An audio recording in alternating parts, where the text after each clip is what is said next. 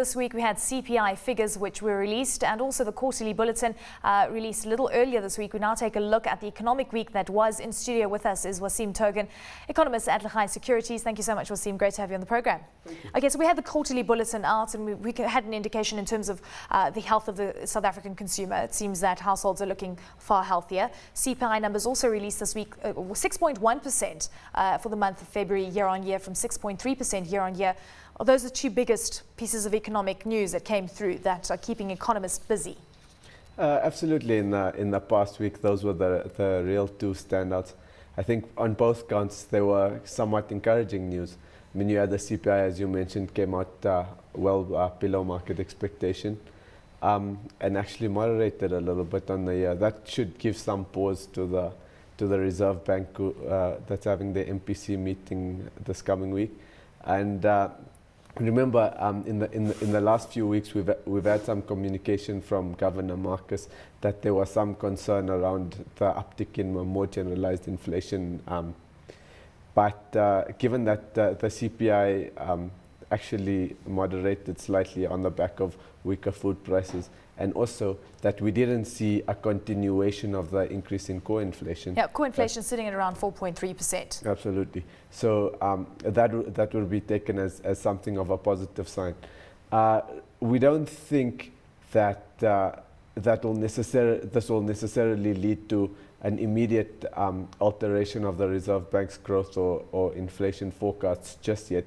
Remember, there are still quite significant risks coming, on the table. Firstly, from on the upside in terms of the Iran issue, as you kind of exactly the whole Brent crude oil scenario. Brent crude scenario. Secondly, we saw some weaker economic data, specifically out of China this week.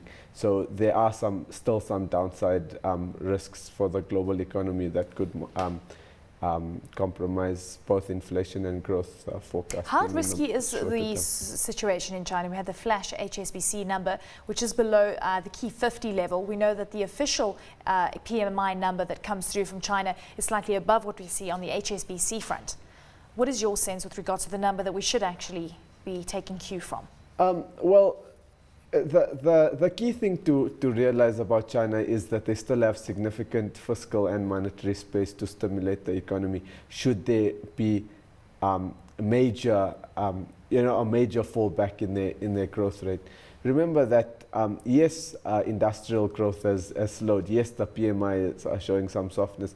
Yes, even the retail sector is not doing as well as it has in the past, and credit growth has slowed down. But at the same time, the Chinese authorities have quite some significant room now to maneuver in terms of stimulative policy when you see that inflation has pulled back quite significantly and faster than the market has actually expected. Right, we've also got the MPC announcement, as you alluded to a little earlier, next week in South Africa. We know that there's not going to be any movement on the interest rate front. Is there any specific rhetoric that you're expecting from Jill Marcus that could give you an indication of what could happen going forward? We expect a little bit of a softer touch in terms of the rhetoric that comes to the fore. Remember that they have been quite insistent that inflation is derived from the food and energy components. The energy component specifically is likely to continue into the future. April's inflation number is likely to be a little bit higher, given that the fuel levy and the road accident fund levy, etc., come through in that month. So they will be a little bit more cautious on that front. On the other side, you see that the local economy is obviously picking up. Credit growth looks a little bit better. The household consumer spending is still relatively robust. And disposable income growth actually improved, as we saw in Q4 in the quarterly bulletin. So they may issue some caution in terms of a generalized demand side inflation going forward. Let's also look at the local currency, 770 or so. The dollar has been quite strong. What kind of movements and trends are you expecting on the local currency? I mean, with a local currency, you know, it's becoming, with the market quite jittery in terms of valuation of risk assets on the back of quite some significant upswing since the final quarter of 2011 and the first quarter of this year. I mean, it's coming to a level where, you know, it's being very heavily influenced by day-to-day data points. So you see at times the rand slightly improving, then you see on the other side that the dollar also having a little bit of strength given stronger or weaker data in the global economy. We saw the rand weaken out, as you say, in March.